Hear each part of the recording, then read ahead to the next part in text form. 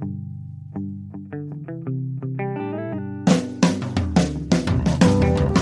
only real God is the one that you believe in. Start looking for the God in others. And if you find you're tuning into a wave, well then I don't know much about being saved. Hello, everybody. Hello, friends. Welcome into another episode of Spiritual Philosophy Chatter with the Joneses. I'm Danny Jones. And I am Samantha Jones. And this is episode 167. 167. What is the topic? This is filling the void. Filling the void. Yes. Done it. Yeah, I have to. Humans, Still do it sometimes. Yeah. But, yeah. For Cool. Sure. Good topic. I think so, yeah. Well, before we hop into it, anything you want to talk about from last week's episode? Yes, last week we did readings with me, Samantha. Yes.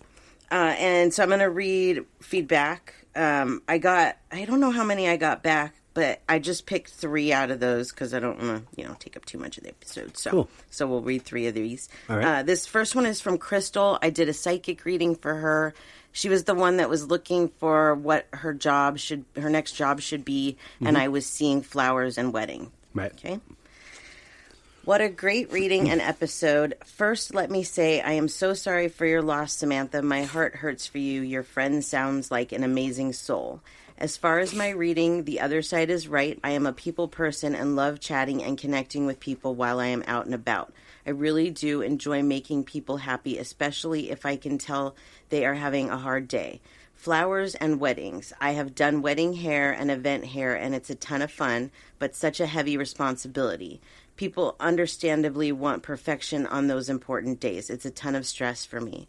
About 7 years ago, I played with the idea of getting a team together to do makeup, bridesmaids' hair, and I'd handle the bride, but it didn't pan out.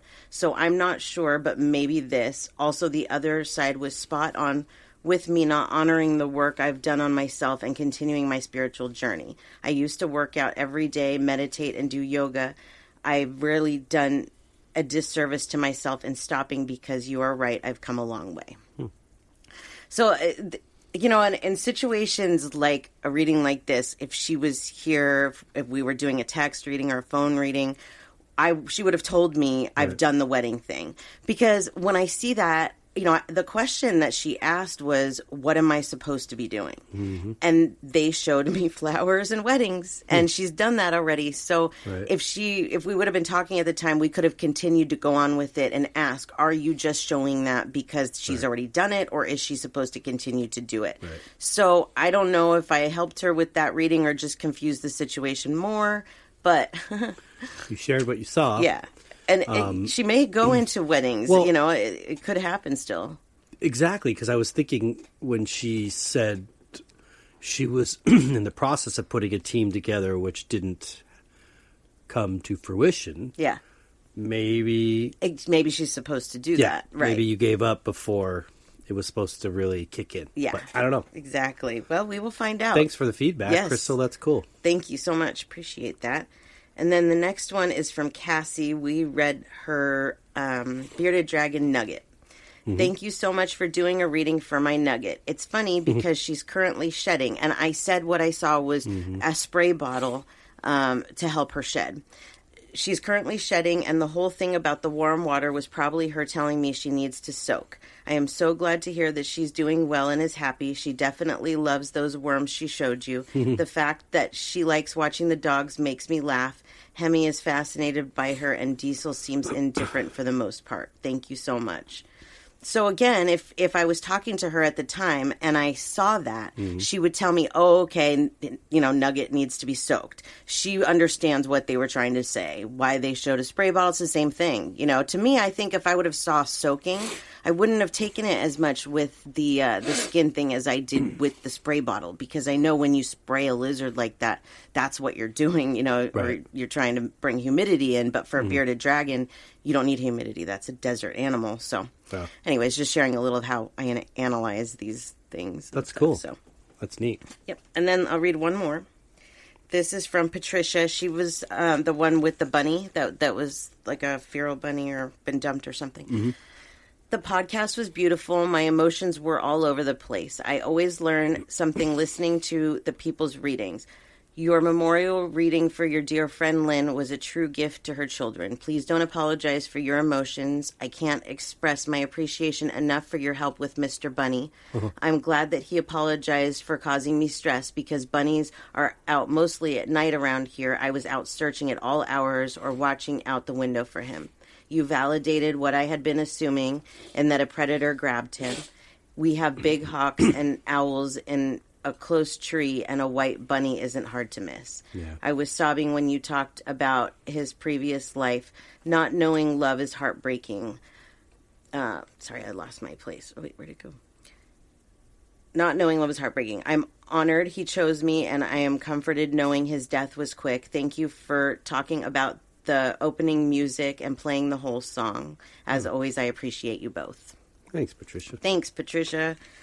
Yay. Those were great feedbacks. They all were. And next week, if I don't have a lot at the beginning, I'll read some more of them. Who was the second one again? Cassie? Cassie. Yeah. Thank you, Cassie. Yes. I think we forgot to say that. Thank you to all three of you. Yes, all we three. appreciate the feedback and letting us do this on the show.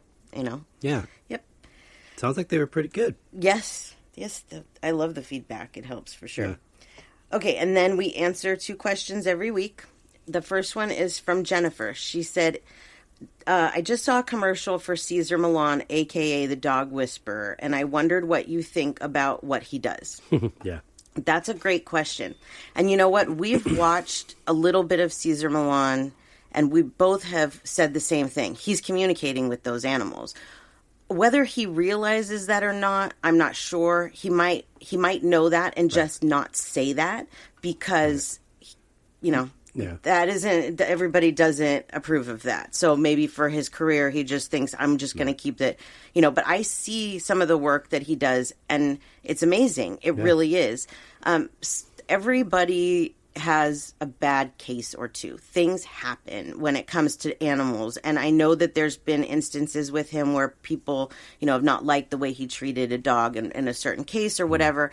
But we have to remember that each situation is different. We don't really know the situation and try not to judge somebody based on just a couple of things. He's a very sensitive soul. I've watched things, interviews and stuff that he's done. Yeah. And I feel like he is a good person. And I feel like he loves the animals and he really is doing what he does for them, not for the money, not for the fame. And that's what makes him special. So... He does use an interesting blend of, because he still is dog training. Yes. So he's using his dominance, you know, as a human over the animal to train it. But he definitely, whether he knows what he's doing or not, I believe, yeah, he's intuitively communicating Yes. with them, essentially kind of how you do, by showing them pictures of what he wants them to do. Yes. The difference is he is a dog trainer. So even when I feel like when he talks to them, he's still putting that dog trainer attitude into it. So where with me, if one of our dogs is doing something, I'm not going to treat them maybe the way he would a dog that he's training because he's a dog trainer. Right. I'd be more sensitive Right. and, you know, so that is something else. But I definitely believe that he senses what these dogs need. He senses what their problem is because he can walk into a situation and just go, here's the problem right here. And I know that when you have enough experience, that is easier to do. But I really think that a lot of it is... I'm not saying I'm a Caesar Milan by any means, but I know that I can communicate with our dogs and I know they can hear me. Oh, yeah. And they respond to what I'm telling them or asking them or to do. Yep. I can't hear them like you can hear them. I think that might be a similar situation with him, but I couldn't say for sure. I agree. I think he's able to communicate with them and show them the pictures of what he wants them to do as the dominant trainer. Yeah, it's but possible, he's yeah. not really communicating two ways. It's No. just a one-way communication. But it works. Yeah, I see what you mean. Yeah, I don't think like he does the same He's thing not with a me. true when- animal yeah. communicator like No, you are. I think like I said, I don't even know if he knows what he's doing. Like he understands But I do feel like there's times where he just picks up on what the animal needs, and that might be them. You know, sometimes you have a psychic thought and you don't know it's a psychic thought. Things like that, where he just thinks that because of his experience, he knows what the animal needs. When I thought it was all just based on like the owner's like description of what's happening in the home to him, and him sort of like, okay, now we need to determine what the problem is. I didn't know per se maybe that he was actually... Well, he has to get down to what the problem is, right. just like I do. Just like, you know, a person comes to me and, like, I did a reading a little while ago for a lady who has 2 dogs that are peeing in the house. They could be peeing for a multitude of reasons. So I have to get down to what each one of their problems are, why this is happening, and how to correct it. Right. A dog trainer is going to take a different route than I would, because I'm actually asking the animals, what's the problem and how do we fix it? Yeah. So I think sometimes that him and maybe other dog trainers, because they work so closely with dogs, that they do see things. They do see the flashes of things and maybe don't know that these are psychic feelings, that they just think they know what the animal is doing. I don't, you know, we haven't watched the show enough. And every case is different. So, you know, I don't know what kind of information the owners are really giving him, but he is definitely... He's good. Yeah, he's good. What he's done. And even for us, I mean, you're an animal communicator, but we've used dog trainers because sometimes it requires that. Mm-hmm. Yeah, sometimes it's a lot of times it's more about training the human than it is the dog. Yeah. You know, so I hope that answers your question there, Jennifer. Thanks, Jennifer. And then the next one is from Norma. She says, a hawk spent the morning by my window. We stared at each other at first, checking in on each other every couple minutes. My question is about the relationship our guides have with wildlife, and if I should take these encounters as some sort of message. Oh, absolutely. This is one of the wildest things that I would say. I mean, I guess I can't say wildest, but because we have a lot of things that happen to us. But nature is a top one. Like, we have the weirdest things. Actually, this morning, a hummingbird almost flew into the garage. It, like, stopped at the door and, like, looked at me. And just looked at me for a minute and then flew away. And I had one the other day get almost right up in my face underneath the awning in the backyard. Right. We've had all kinds of birds, dragonflies, butterflies, squirrels, you name it, do crazy things. I definitely believe. I believe that the spirit world is somehow involved in those kind of moments. Moments that, in particular, that dawn on you as a moment. Yeah. I mean, because we all see birds in the sky and, you know, whatever, butterfly going by. Do you think about it every second, every time it happens? I don't know. Yeah. I mean, as I've gotten older and in this journey, I think it dawns on me more often now. Yeah. Than it ever did. But especially the moments when you go, oh, I wonder why that thought was there. Yeah. You know? Yep. It's sort of all connected. It is, yeah. And I mean, gosh, I wish I had a list of like all of the crazy, like nature related things that have happened to us. But even before I found out about my abilities, I remember we were at this deli that we went to all the time, and these squirrels were just staring at us. They were outside just staring at us. Like, why are you staring? Go away. It started to get creepy. I'm like, okay, I'm just trying to eat my food. Go away. They were probably used to getting a lot of food though, too. But it was weird because we ate there all the time, and that never happened. And those squirrels were always there. True. And you know, there's two crows or ravens that hang out here. I feed the birds every morning, and usually there's either 2 or 3 there. And so they always hang out there. We're like, why are you hanging out here? And so I say that they're Linda and Kitty, my mom and my grandma, and that when the third one's here, that's Carla, Marina's grandma. Because a lot of times the third one isn't here unless Marina's here. It's really weird. Yeah. Yeah. So, I've like actually entertained that thought of like, what if the spirit world is involved in those moments? What are they doing? Like, are the spirits actually commandeering the bodies of these animals to come down and sit and watch you? That's what I think, yes. Or are they just sort of kind of implanting a thought into that animal's head, like, hey, you should go sit over there? I think they commandeer.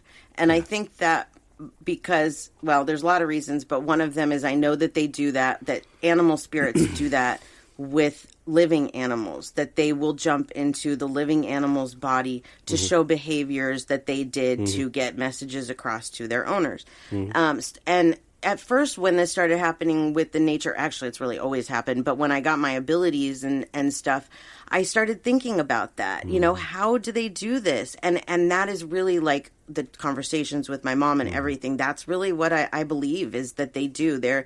That's a way for them to see. Yeah. It's a way for them to hear, because they don't have, I mean, they can, you know, I don't know how it works, but as energy, you obviously see what's going on, but it's different when you're in the body of a raven or a hummingbird or whatever, you know.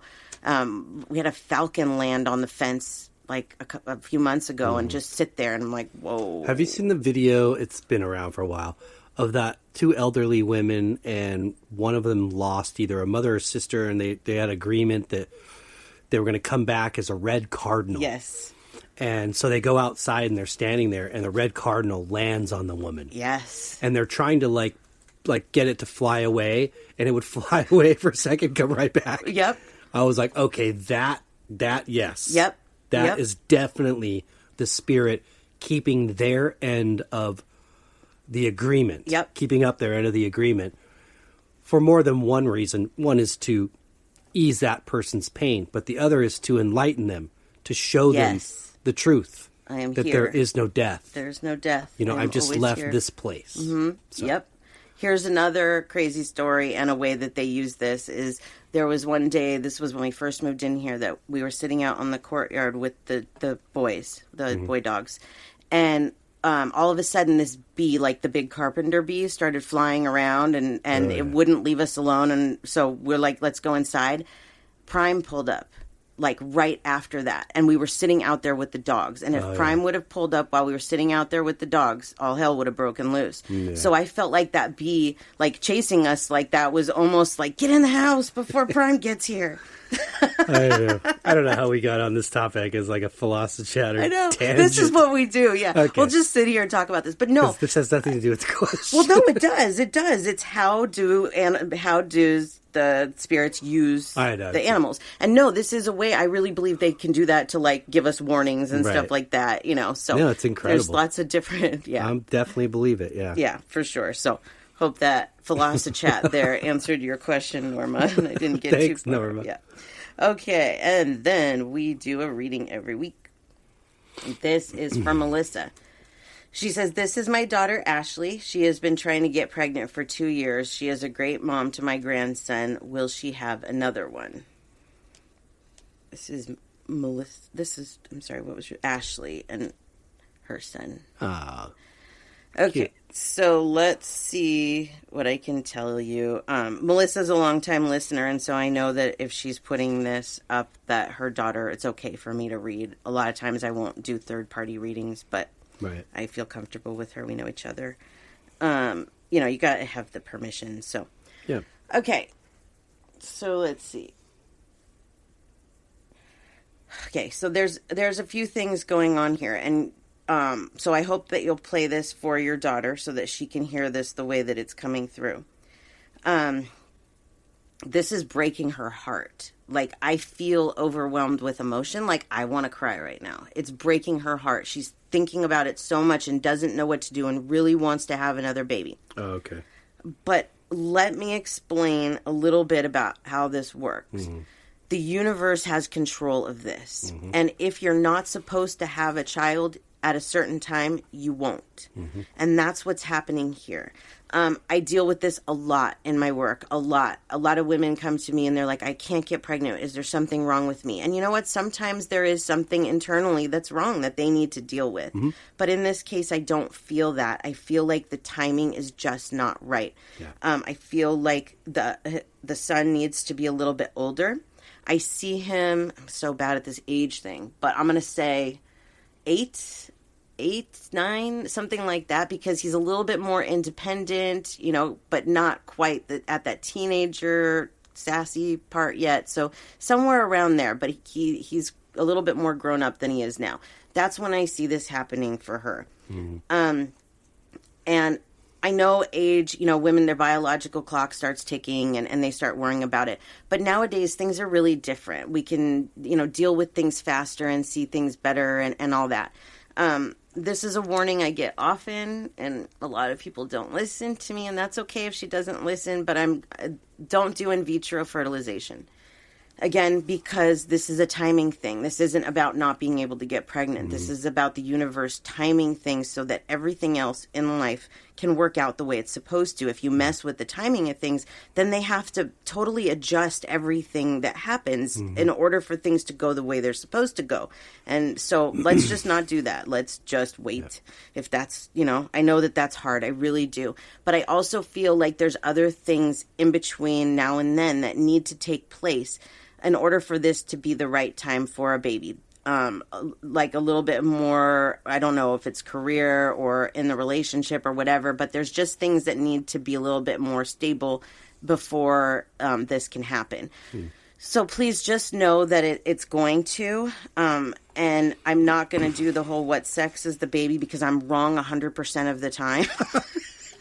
So I said that to somebody the other day, and they're like, I'll just go with the opposite of what you say then. And I said, no, but don't do that, because then what if I'm right? Like, just don't trust it. Just don't. Welcome whatever it is. Yeah, I think that the universe just wants us to be that way, to just not even know. And so there's some things I'm just not privy to, and that seems to be one of them, because I am always wrong. Yeah, I have an older sister that she, in the early 2000s, was trying to get pregnant and couldn't. And they were just about to adopt after a lot of, those are long processes as well. Yep. She was just about to adopt, I think, a baby from Russia, and then all of a sudden got pregnant.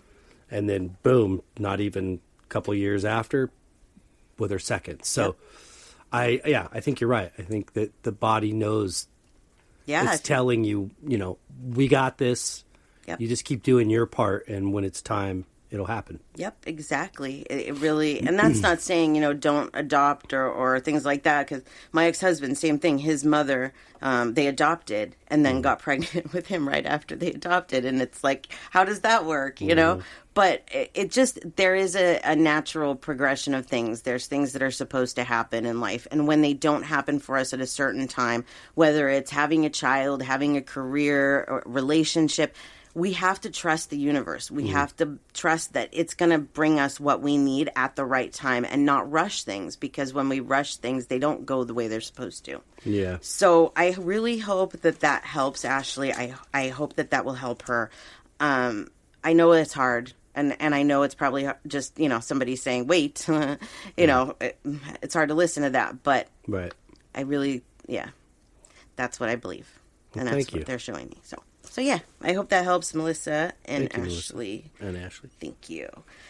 All right. Yeah, and then before we start, let's give our info. Yep. Okay, so you can find me at SamanthaJonesPsychicMedium.com. If you'd like to reach us at the show, you can email us at spiritualjoneses@gmail.com, or on social media, you can find us at spiritualjoneses. And you... For my art, djonesartcollection.com for the web, at djonesartcollection for Instagram, Facebook, and TikTok. And that's it. Very good. All right. Episode 167, Filling the Void. Filling the void. I think we all have done this and have had voids in our life. I can't imagine that anybody can say that they've never had a time in their life where they've felt empty to some extent. Right. Sometimes life doesn't go our way. And when that happens, we can feel a lot of emotions. We may feel lost, empty, guilty, ashamed, so on and so on. And when this happens, a lot of times we feel a void in our life. And that feeling can take control. And then it can cause us to do things that we fill that void with that maybe aren't the best things for us to fill the void with. But what causes these voids? That was a question that I asked our listeners, and I'm going to read their responses to you. That's an important question, because you almost have to, before you can address the filling, you've got to address why you're doing it. Why? What's the problem? Yeah, what's the problem? So I asked our listeners, which of these, either currently or in the past, have caused you to feel empty or like you have a void to fill? And the number one answer was death of a loved one or pet. The second was divorce and breakup. And then living in the past. Yep. Abuse. Yep. Loss of a job.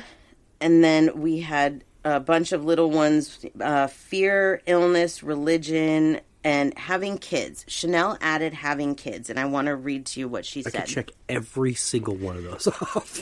Yeah, I probably could too. Yeah, absolutely. Wow. Yep. I'm old. Okay. Chanel said, it's weird because having kids has made me feel like my life is full, but at the same time, I'm missing my freedom, and I feel like there is definitely a void. Being a stay-at-home mom with no friends makes me feel like there is a void I need to fill, which is my social life. Absolutely. Absolutely. And the irony of that, Chanel, too, is then the children move away when they're grown up, and then you feel like there's a void from their absence, you know? Right? So... yeah. I hear what you're saying. It is a definite, huge commitment. Yeah. To, live for the purpose of somebody else all of a sudden and not yourself. I do think it's important to have some social life if you can. Yeah, absolutely. I think that's one of those situations. There was something, I wrote it down. Let's see, it's in the last page. There's a meme that goes around a lot of times, and it's that most of the things we call problems aren't really a problem. It's the way the person sees and tries to solve the problem. And so that's a good example kind of is, well, what are you doing to fix it? Are you finding a time to go out and do things? Are you meeting people, online? What are you doing? Or are you just doing the same old thing and nothing's changing? So it's the problem isn't the problem. It's how you're looking at the problem and how you're dealing with the problem. And that's a part of what happens with filling the void is that instead of seeing things that way, we just see the problem and we just turn to an unhealthy situation or something to fill that void, Yeah. It's normal to feel empty sometimes. We are all human. But it's how we deal with those feelings that decides how we feel the void. So what exactly is the void? The void is a state of mind where there is almost a gap between reality and how we see things. Yeah. A void resembles a feeling of emptiness where something seems to be missing. Right. And so here are some symptoms of emptiness. It's almost like this...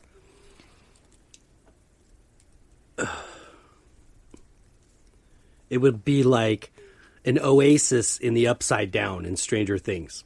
Yeah, right. So it's not pleasant and pretty and refreshing and looking great from far away. It looks like sometimes something that it's not at all. But I definitely think these traumas, in the poll, are, if not the main reason, a huge reason for those voids. Oh, absolutely. If I look back, those are, most of the things.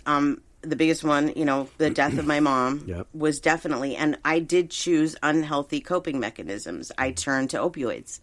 I didn't know how to deal with it. I went to therapy. I tried talking to people. I tried a lot of different things. And nothing was working, so that small serotonin boost a couple times a day felt really good. And that was not healthy, But what happens a lot of times, and I'm sure a lot of people can relate on this, is that when somebody dies, an animal, a human, whatever, people at first, they say, I'm here for you. And if you need to talk, if you need somebody, I'm here for you. But people don't like the negativity and the hurt and the pain that the grief brings. And so a lot of times those people, they don't know how to deal with it. And so they're not there for you. And you really end up having nobody. I really didn't have anybody that I could really relate to or talk to after my mom died. And that did make it harder. It really did. You need to find those people that understand what you're going through and talk to them and talk things out. And that's not always easy to find, but it does help. Let's see. So we're going to symptoms of emptiness and the void. You don't understand who you are or your purpose in life. You are full of negative thoughts. You always seek approval from family and friends. You have a hard time explaining your feelings. You may feel numb, depressed, or have anxiety, and you've lost your direction. I found that you always seek approval from family and friends as very interesting. And I never looked at that as a way of filling the void, but sometimes people just need to hear something positive. Oh, yeah. You know, and if they can't get it from their family or friends, you know, that can be make Especially things worse. with family. I mean, that's where you're spending your formative years before you even make a social life. Yeah. And have friends. So it's so important to have reinforcement from your family, from your parents, more importantly. Yeah. And that, as a parent, and I'm on both sides, where I've gone through some traumatic things as a child, and now having to face not similar situations, but challenging situations. Yeah. To see, what do I do? Yes. And do I continue? Because I can sort of pass that void on to my own child, or begin to help create one of their own within them, or I can choose not to. Right. Absolutely. And I really focused on the not to part, just being supportive. Yeah. And loving no matter what. Stay with us. We'll be right back. Are you interested in yoga, meditation, and reading spiritual self-help books? Do you admire spiritual teachers such as Oprah, Gabrielle Bernstein, or Eckhart Tolle? Now let me ask you, do you find yourself contemplating life's biggest, most mysterious questions? Me too, which is why I started the Cultivating Spiritual Curiosity podcast.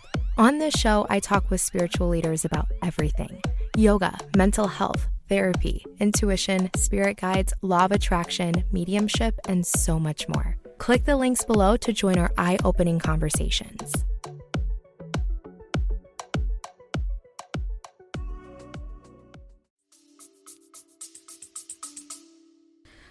Yeah, definitely. Okay, so let's see what else I have here for you. Avoiding the parts of us that feel empty is sometimes a result of the world around us and trauma that we have endured, especially as a child. So much goes back to the childhood trauma. Even in these situations, like, divorce, a lot of times that can feel like abandonment. And if you have abandonment issues, that could make a divorce even harder. There's so many things that we don't realize do go back to our childhood that we really need to heal. And that helps when these things come up, that we don't turn so much to something unhealthy to fill that void. I don't do that anymore. And I did it after my divorce. And I don't even know why I did it after my divorce. I was just like, alcohol, let's do this. Right. It's like, why? I don't know. Because there's something missing and you want to fill it with something. And yeah. Let's see. Reality is most people do not feel safe enough to really be themselves. And a lot of times people don't even feel safe being themselves with family. So they are forced to modify or pretend to be what or who they actually are.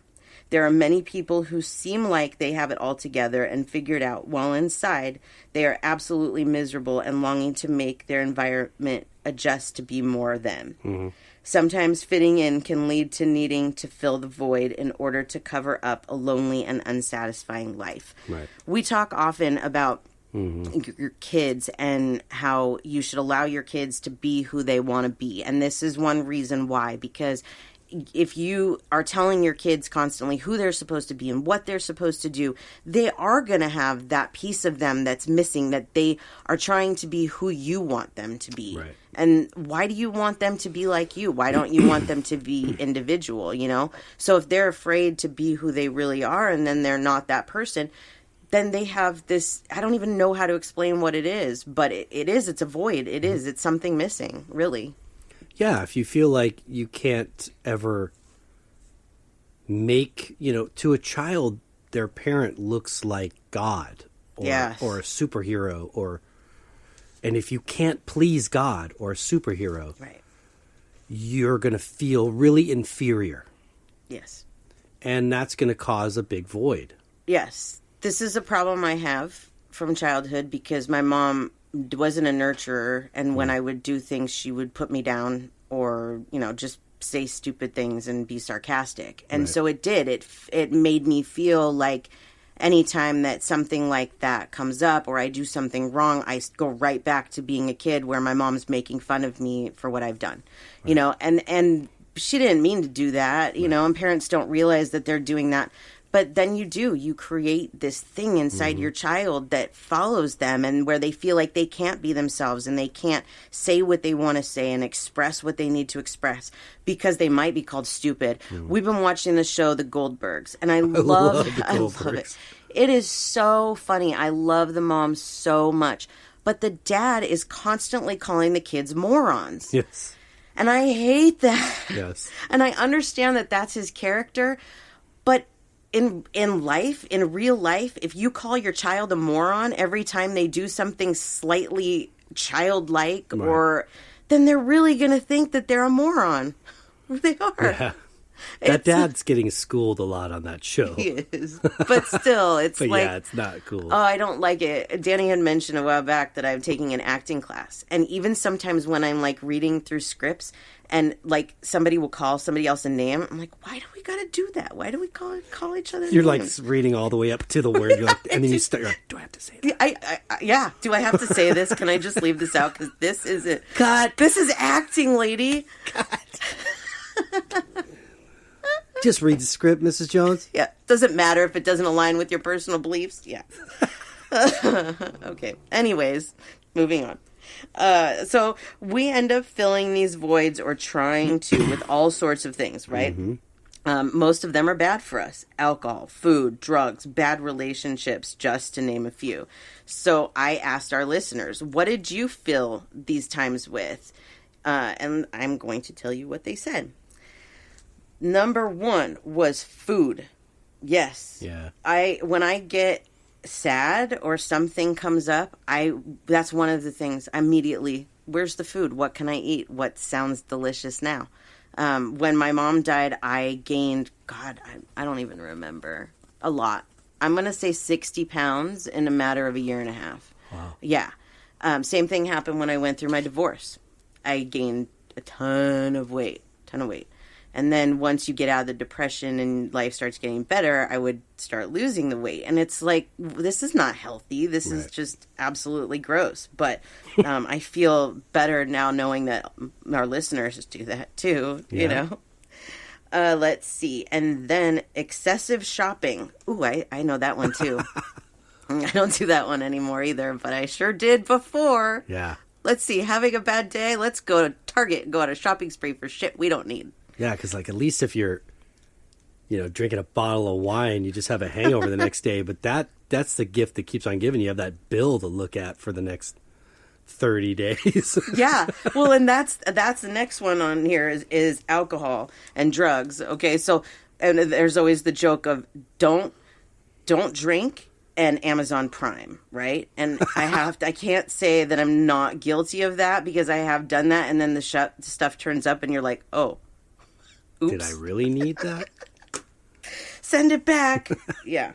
But drugs and alcohol, I thought would be even higher than food, but it's not, which is interesting. Right. I mean, maybe, if you did this with more people, but I see a lot of alcohol and drug abuse, and Danny and I both, come from alcoholic families in our childhoods, and so we understand that, and I can look back at my mom's drinking problem and see that she was filling a void, and the void that she was filling was a relationship, because when she got into a relationship, she was not drinking as much as she was before. Right. It's like observation. Yes. It's just, why do we do that? Well, it somehow numbs us a little bit. Mm-hmm. It makes us feel like the void isn't totally there. Whatever we can do, it seems like, and I don't know why we turn to those things instead of like meditation or, other things that are good for us. It's something about it being bad for us. Yeah. It makes it even more like it fills the void. I don't know how to explain it. I'm sure that a lot of you understand that. It just, I'm doing something bad. Ooh, that makes it even better. And a lot of these behaviors, aren't really bad per se if you're looking at it in moderation. Right. Yep. But when we have these traumas and things like that, Yep. and you're taking it to a different level or extent that might not be good for you. Yep. Not just physically, but it's not helping with the emotional, Yep. situation. I think I always, I started at young age, experimenting with drugs and doing them recreationally. I always loved marijuana, and I'm still a marijuana advocate. But there was a point in my growing up later in high school that I started, experimenting with other stuff and was introduced to cocaine.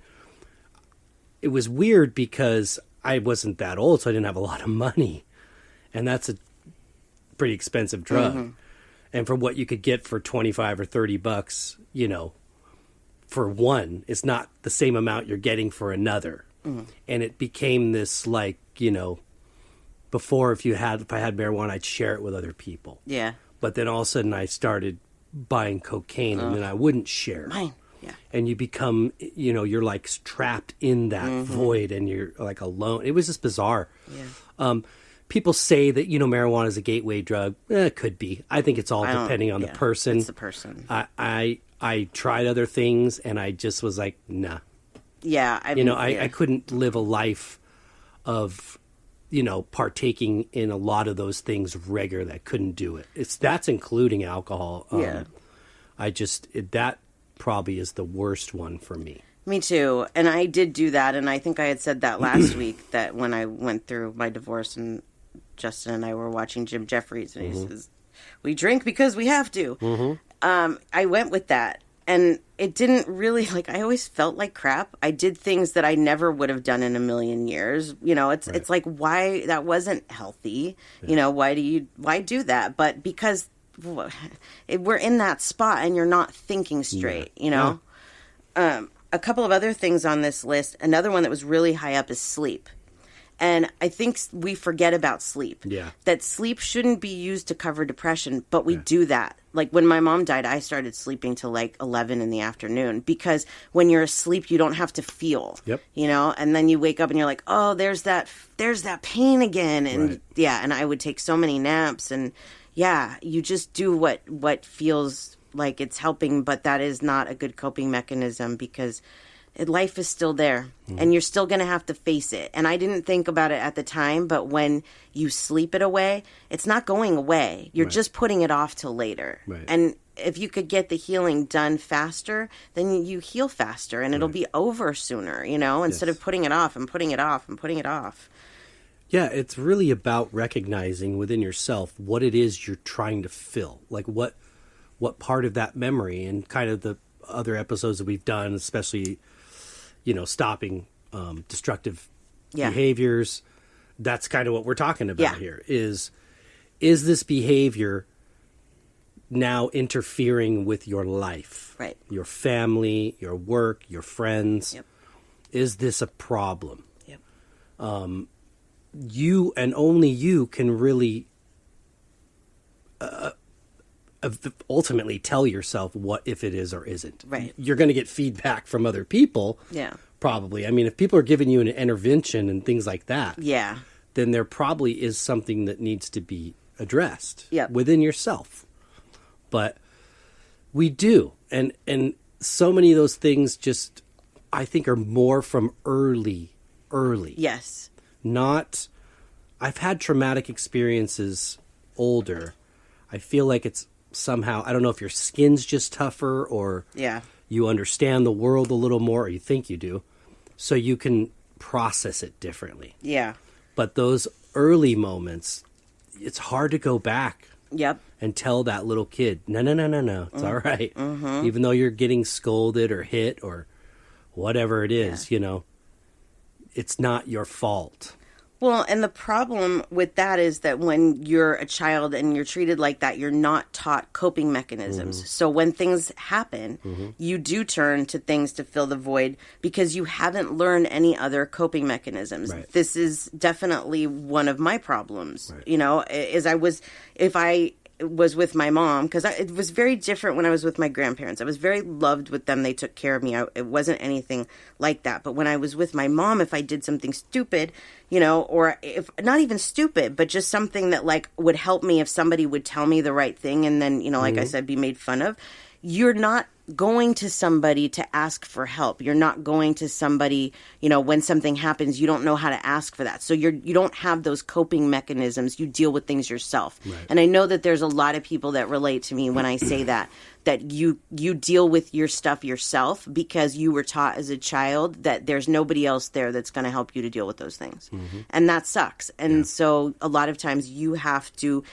be that person for yourself when you get older that comforts that inner child and says, I can take care of this. Even though I wasn't taught those coping mechanisms, I can learn them. I can teach them to myself. I can figure this out. And we really can. Yeah. It's just recognizing what was done to us and how to fix it.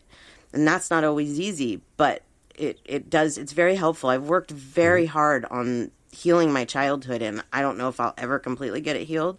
Yeah. But a lot of these things, I wouldn't do these things anymore. Like, the only thing on this list that I could say I would probably do is food. Right. But if every time you were to run, and you sort of addressed yourself, like, is that because of this? Will it, will it stop you? Will it slow you down? Like if you're acknowledging internally what you're doing. Yes. Yeah, you absolutely. That's what I try and do and I hear the voices too that tell me, is this helping you? Right. Like, what are you doing? Are you reverting back to childhood? What's going on? Right. And I stop and I think about it. And I didn't do that before. So, a couple other things on this list: unhealthy relationships.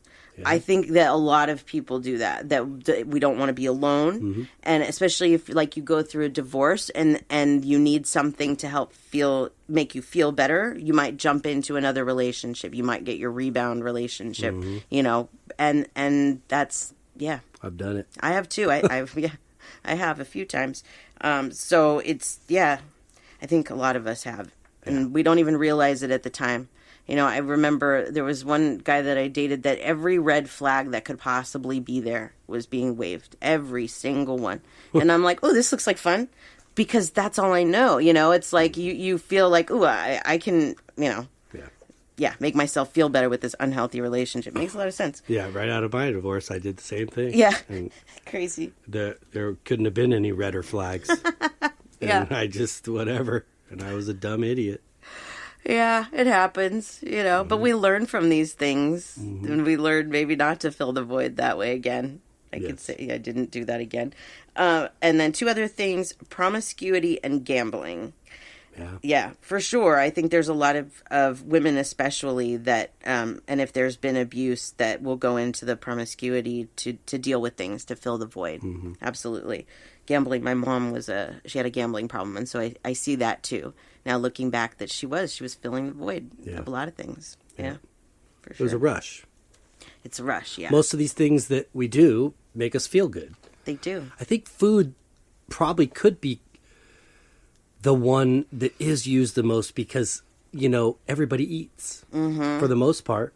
True. But not everybody drinks, not everybody smokes pot, not everybody does heroin. Right. It's each man's game. Yeah. So, but we all do eat. So I could see where that you could not just overeating, but like starving yourself. Yeah, for sure. I can see that too. Absolutely. It goes both ways. Mm-hmm. It's easy. It's right there, And I think there's a thing we tell ourselves, once I get through this, I'll stop eating like that. Right. And that doesn't happen. There's a meme that, I see on Facebook and social media occasionally that really stuck out my mind. And that was, be kind to everybody that you see because you don't know what internal battle that they could be fighting. Exactly. And I think that goes for a lot of people. Even like the one that you were mentioning earlier, that's everything seems great in their life and nothing's ever happens bad to them. Well, that's your perception. That's not normal. Everybody has their... Our own perception of our own situations are usually very different than how other people see that. Oh, absolutely. or at least some variance. Yeah. So how do we fill the void in a healthy way? Yeah. Without the food and the drugs and, the stuff that gives us this temporary rush?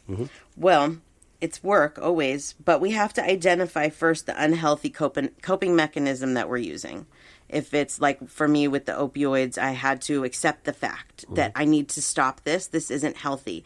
And I'll tell you that when that time came, I kept thinking, but what if? What if I need it? What if there's a situation that comes up and I need that?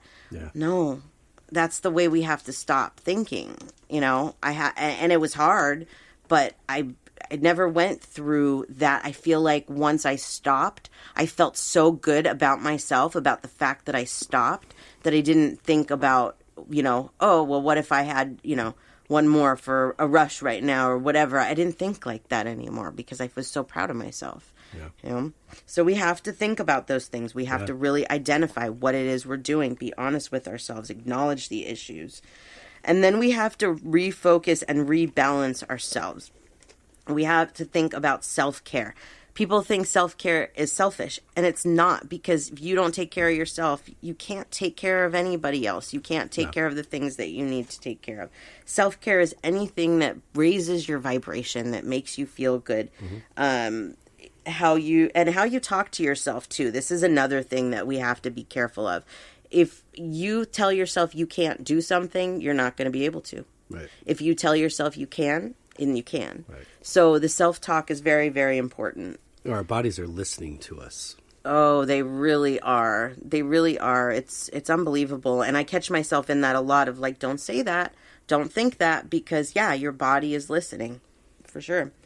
But some other things you could do to rebalance is like meditation, yoga, changing your diet.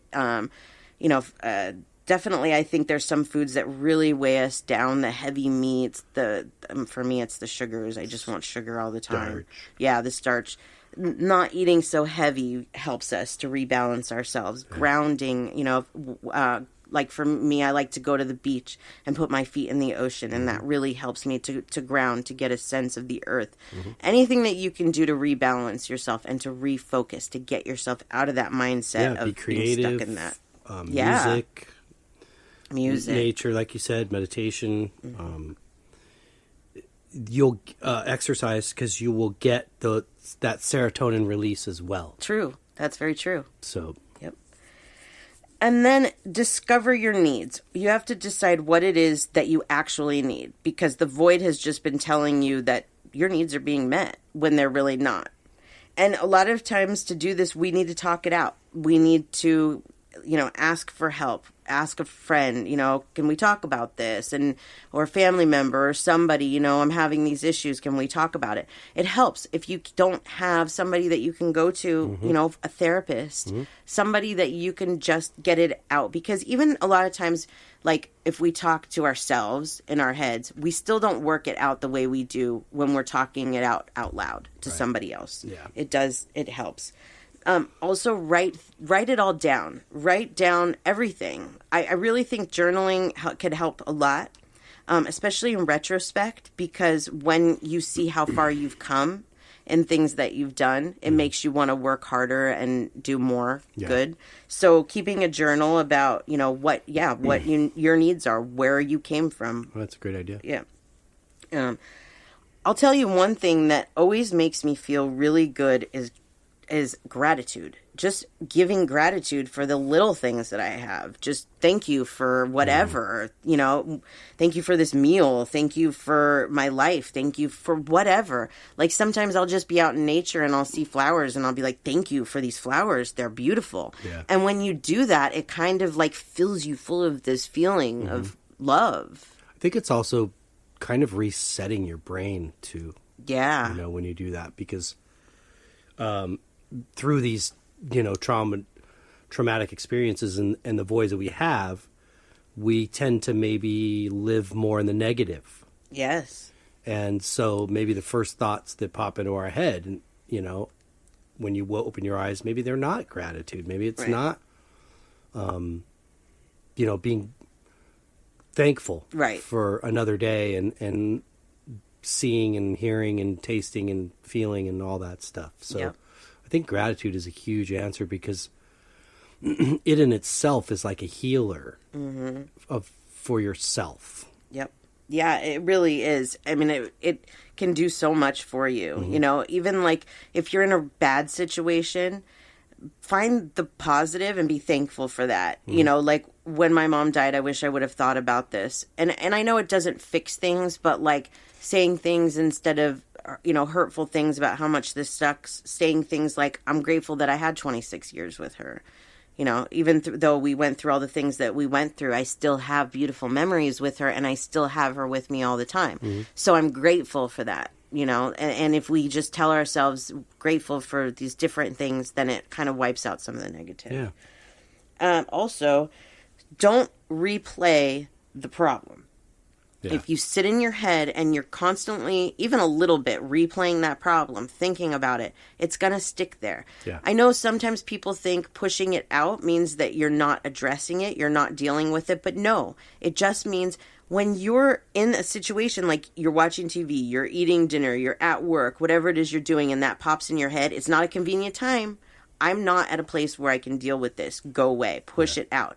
When you deal with these things, is on your time, on your own personal time. You deal with it and you move on. But when we continue to hold on to them, you know, and replay them, we can't ever let them go. We just can't. So we have to stop that. Yeah. And if none of these things work, then I definitely would say to seek professional help so somebody can help you with this. Because sometimes we have chemical imbalances and might need medication. Yep. Sometimes we're just not helping ourselves the right way because we don't know how. There's nothing wrong with seeking professional help if you need it. I've gotten really great, you know, ideas of how to do certain things just by going to therapy and talking to somebody. Yep. And a point of view or maybe a practice that I wasn't considering. Yeah.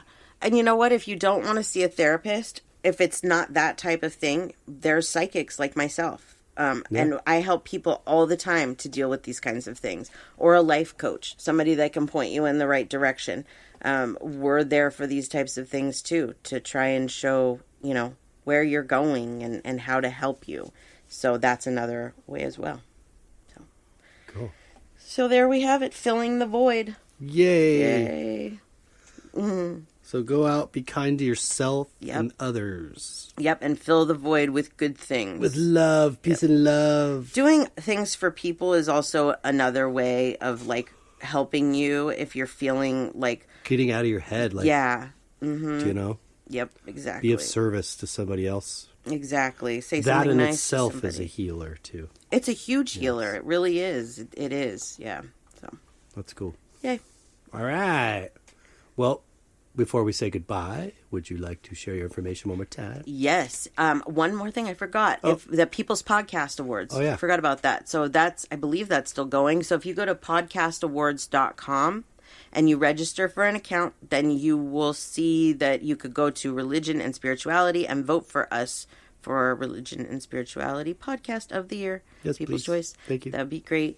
Yeah, I think that's over soon, the first level of it. So we'll see. I have to check on that. Anyways, and then if you want to set an appointment with me, you can find me at SamanthaJonesPsychicMedium.com.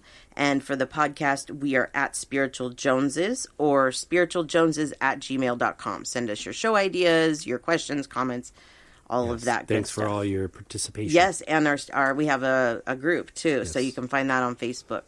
Yep, at our page, Spiritual Joneses. Awesome. And you, sir? For my art, djonesartcollection.com for the web, at djonesartcollection for Instagram, Facebook, and TikTok. Yay. That's all I got. Fabulous. Well, that was cool. Yeah, it was. We hope that you guys got something out of it. Yeah, we do. Be kind to yourself. Yeah. Life is a journey, It is. you know. Of ups But and downs. don't be too hard on yourself. But, you know, just Yeah. be kind to yourself. Yep. And it'll work out. True that. Well, we hope everybody has a great week. That we do. Until next week. Peace and love.